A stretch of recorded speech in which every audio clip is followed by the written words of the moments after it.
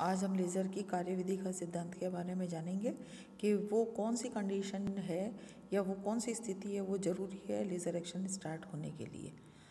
आपतित फोटोनों की उपस्थिति में उत्सर्जन एवं अवशोषण की प्रायिकताओं की दर के अनुपात, जो प्रोबेबिलिटी है एमिशन की और प्रोबेबिलिटी ऑफ एब्जॉर्प्शन, तो प्रोबेबिलिटी ऑफ उत्सर्जन की दर अपॉन प्रोबेबिलिटी ऑफ अवशोषण की दर कितनी है ये पहले निकाल चुके हैं हम, जहाँ पे हमने आइंस्टीन कोफिशिएंट्स कैलकुलेट किए थे कि उत्सर्जन दो तरीके से हो सकता है, एक स्वतः उत्सर्जन के द्वारा और दूसरा उद्दीप्त उत्सर्जन के द्वारा। तो वही लिखी हमने AJI plus BJI into IV।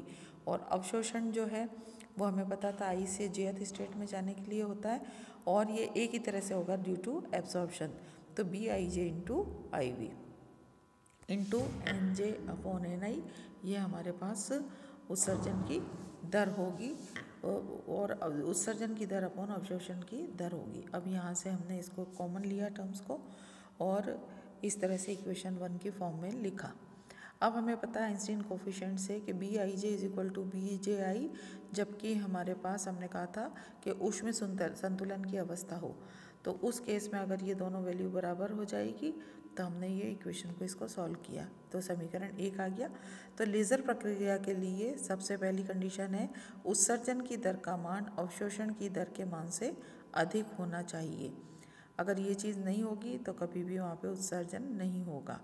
जो लेज़र एक्शन है वो होता है हमारे पास उद्दीप्त उत्सर्जन के कारण। सेकंड कंडीशन है स्वतः उत्सर्जन की प्रायिकता का मान उद्दीप्त प्रायिकता की मान की तुलना में बहुत कम होना चाहिए, क्योंकि हमें पता है स्वतः उत्सर्जन से जो हमें विकिरण मिलेंगे वो सामान्य रूप के मिलेंगे, जबकि जो आपका उद्दीप्त उत्सर्जन है उसके कारण हमें मोनोक्रोमेटिक रेडिएशंस मिलेंगे जो कि लेज़र एक्शन को स्टार्ट करते हैं। द्वितीय शर्त के अनुसार क्या होना चाहिए कि जो AJI है ये वेरी वेरी लेस देन होना चाहिए BJI इंटू IV, क्योंकि AJI रिप्रेजेंट करता है सेल्फ एमिशन को और BJI इंटू IV अपना करता है स्टिमुलेटेड या उद्दीप्त उत्सर्जन को। तो इसलिए हम कह रहे हैं कि BJI इंटू IV ये जो है बहुत ज़्यादा होना चाहिए AJI से। तो समीकरण 1 को अगर हम सॉल्व करेंगे तो हमारे पास आ जाएगा प्रायिकता किसकी, उत्सर्जन की दर की प्रायिकता अपॉन अवशोषण की दर की प्रायिकता is equal to NI upon NJ upon NI। उपरोक्त विवेचन से स्पष्ट है कि विकिरण का अवशोषण मूल अवस्था में परमाणुओं की संख्या तथा आपतित विकिरणों की ऊर्जा घनत्व पर निर्भर करता है, जबकि स्वतः उत्सर्जन केवल उत्तेजित ऊर्जा स्तर में उपस्थित परमाणुओं की संख्या पर निर्भर करता है। उद्दीप्त उत्सर्जन निम्नलिखित राशियों पर निर्भर करता है जिसकी वजह से लेज़र एक्शन स्टार्ट होता है। पहला, उत्तेजित ऊर्जा स्तर में परमाणुओं की संख्या पर तथा दूसरा आपतित प्रकाश किरणों के ऊर्जा घनत्व पर। दूसरे शब्दों में हम कह सकते हैं कि उद्दीप्त उत्सर्जन के लिए निम्नलिखित शर्तों का पालन आवश्यक है। फर्स्ट, उचित आवृत्ति के प्रकाश की उत्तेजित स्तर के में उपस्थित परमाणुओं से टक्कर होनी चाहिए ताकि जो नीचे हमारे पास परमाणु आए वो सारे के सारे एक ही एनर्जी और एक ही फेज में आए। इस प्रकार का प्रकाश जब परमाणुओं से टकराता है तो उत्सर्जन के लिए यह आवश्यक है कि उत्तेजित ऊर्जा स्तर में मूल ऊर्जा स्तर की अपेक्षा परमाणुओं की संख्या अधिक हो। यदि मूल ऊर्जा स्तर में उत्तेजित ऊर्जा स्तर की अपेक्षा परमाणुओं की संख्या अधिक होगी तो उद्दीप्त उत्सर्जन के बजाय आपतित प्रकाश के अवशोषण की प्रायिकता अधिक होगी। इसके अलावा आपतित प्रकाश की तीव्रता में कमी होगी तथा उद्दीप्त उत्सर्जन या लेज़र प्रक्रिया की बजाय स्वतः उत्सर्जन होगा और हमेशा स्वतः उत्सर्जन से जो भी हमें रेडिएशंस मिलेंगे वो हमें नॉर्मल टाइप ऑफ रेडिएशंस मिलेंगे जिसके अंदर सभी तरह की वेवलेंथ मिक्स होगी। विभिन्न ऊर्जा स्तरों के मध्य परमाणुओं का वितरण मैक्सवेल बोल्ट्जमैन वितरण के नियम के अनुसार होता है। इस नियम के अनुसार निम्न ऊर्जा के स्तरों में परमाणुओं की संख्या उच्च ऊर्जा स्तरों की अपेक्षा अधिक। तो इसलिए अगर ये इस तरह की कंडीशन है तो हम कह रहे हैं कि लेज़र प्रक्रिया के लिए इससे उल्टा होना चाहिए। तो लेज़र प्रक्रिया के वितरण के नियम के अनुसार होता है। इस नियम के अनुसार निम्न ऊर्जा के स्तरों में परमाणुओं की संख्या उच्च ऊर्जा के स्तरों की अपेक्षा बहुत अधिक होती है। लेज़र प्रक्रिया के लिए आवश्यक है कि परमाणु जनसंख्या का यह क्रम प्रतिलोमित हो, रिवर्स हो। दूसरे शब्दों में हम ये कह सकते हैं कि लेज़र प्रक्रिया के लिए ऊर्जा स्तरों के क्रम में वृद्धि के साथ उनमें उपस्थित परमाणुओं की संख्या में वृद्धि होनी चाहिए। इस अवस्था को प्रकाशीय पंपन की कार्यविधि द्वारा किया जा सकता है। प्रकाशीय पंपन की कार्यविधि का आविष्कार सन 1950 में केल्सर ने किया था और 1966 में उन्हें उस पर नोबेल प्राइज़ मिला था। प्रकाशीय पंपन ये एक ऐसी विधि है जिससे कि निम्न ऊर्जा स्तर से उच्च ऊर्जा स्तरों में परमाणुओं का पंपन किया जाता है और नंबर ऑफ जो एटम्स इन एक्साइटेड स्टेट है उनको बढ़ाया जाता है in comparison to ground state. इस विधि के सिद्धांत तथा लेज़र प्रक्रिया को चित्र में समझाया गया है जिसको हम अब डिस्कस करेंगे। मूल ऊर्जा अवस्था में उपस्थित परमाणुओं पर कोई भी हमने दोनों E2 माइनस E1 जो एनर्जी डिफरेंस था उसकी एनर्जी के फोटोन्स डाले हैं।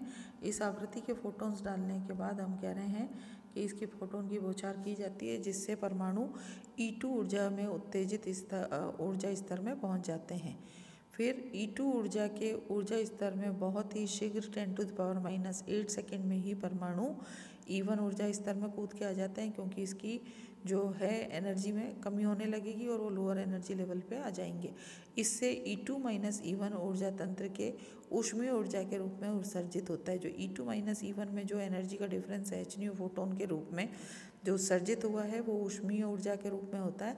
अर्थात यह संक्रमण अविकिरणात्मक संक्रमण होता है। E1 ऊर्जा स्तर ऐसा होता है ताकि E0 स्तर में संक्रमण या सिलेक्शन रूल संक्रमण वर्ण नियम के अनुसार वर्जित होता है। इस कारण परमाणु E1 ऊर्जा स्तर में तुलनात्मक दृष्टि से काफ़ी समय लगभग 1 सेकंड तक ठहरता है। इसलिए E1 को हम मेटास्टेबल स्टेट या मित स्थायी ऊर्जा अवस्था कहते हैं। इस बीच यदि लगातार पंपन हो रहा हो तो E0 से E2 तथा E2 से E1 में एटम्स पहुंचते रहते हैं जिससे E1 ऊर्जा स्तरों में परमाणुओं की संख्या E0 स्तर की तुलना में काफ़ी अधिक हो जाती है और हम इसको जनसंख्या प्रतिलोमन कहते हैं क्योंकि यहाँ हायर स्टेट में नंबर ऑफ एटम्स ज़्यादा हो गए in comparison to lower energy state. अब यदि ऐसे परमाणुओं पर ν01 मीन्स E1 माइनस E/H आवृत्ति के फोटोनों की बौछार की जाती है तो E1 स्तर के E0 स्तर में उद्दीप्त विकिरण उत्सर्जित होते हैं यानी आपतित विकिरणों की तीव्रता में वृद्धि या प्रवर्धन होता है। यानी आपतित विकिरणों की तीव्रता में वृद्धि या प्रवर्धन हो जाता है। ये प्रवर्तित विकिरण कला में होते हैं, कोहेरेंट होते हैं। प्रारंभ में आपतित प्रकाश के रूप में सूक्ष्म तरंगों को प्रयुक्त किया गया था। इस कारण जो आवर्धित प्रकाश था उसको हम मेजर कहते थे और मेजर होता है microwave amplification of stimulated emission of radiation.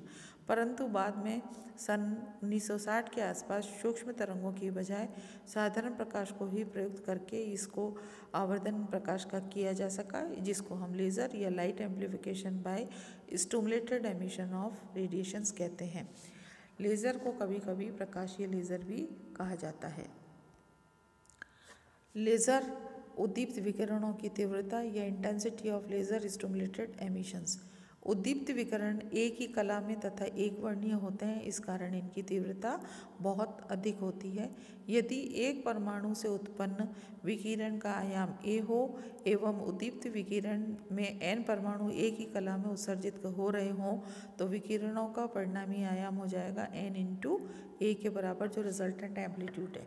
अब चूंकि विकिरणों की तीव्रता आयाम के वर्ग के अनुक्रमानुपाती होती है इसलिए हम इसको लिख सकते हैं IS is directly proportional to n² × A², जहाँ पे n number of atoms present in ground state है और A है हमारे पास उसकी आयाम का मान है, विकिरण के आयाम का मान।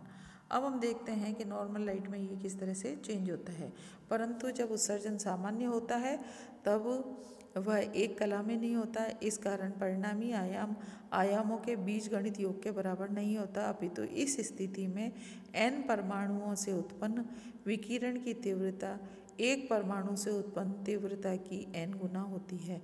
अतः सामान्य कला संबद्ध उत्सर्जन की तीव्रता I = n/a² के बराबर होती है। उपर्युक्त समीकरण की तुलना करने पर हम पाते हैं कि उद्दीप्त उत्सर्जन लेज़र की तीव्रता सामान्य उत्सर्जन की तीव्रता से n गुना होती है, क्योंकि हमने अभी देखा कि जो हमने स्टिमुलेटेड एमिशंस के लिए निकाली थी ये वैल्यू आ रही थी हमारे पास n² × a², और अब जो इंटेंसिटी वो आ रही है n × a²। तो यहाँ n से मल्टीप्लिकेशन है और n है number of atoms present in that energy state, और n की संख्या लाखों करोड़ों में होती है। तो ये इंटेंसिटी हम देख सकते हैं कि जो आई है वो कितने गुना उससे इंक्रीज हो जाएगी। उपरोक्त समीकरणों की तुलना करने पर हम पाते हैं कि उद्दीप्त उत्सर्जन लेज़र की तीव्रता सामान्य उत्सर्जन की तीव्रता से n गुना होती है। यदि उत्सर्जन करने वाले परमाणुओं की संख्या n काफ़ी अधिक हो तो उद्दीप्त उत्सर्जन लेज़र की तीव्रता भी अत्यधिक होती है। लेज़र उद्दीप्त उत्सर्जन कला संबंध एक वर्णीय या अत्यधिक तीव्रता वाले से होने वाले एक बहुत ही उपयोगी सिद्ध हुए हैं। अब इनके अंदर लेज़र की हम कहाँ उपयोग कर सकते हैं और इनकी क्या क्या एप्लीकेशंस है वो नेक्स्ट वीडियो में डिस्कस करेंगे।